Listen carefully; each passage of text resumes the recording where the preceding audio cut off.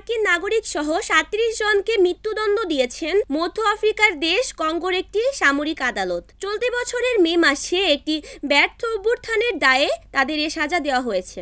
সামরিক আদালতের প্রেসিডেন্ট ফ্রেনি ইহুম বলেন, সন্ত্রাসী কার্যক্রম এবং হামলার জন্য তাদের মৃত্যুদণ্ড দেওয়া হয়েছে। শুক্রবার রায় দেওয়ার সময় তা টেলিভিশনে সরাসরি সম্প্রচার করা হয়।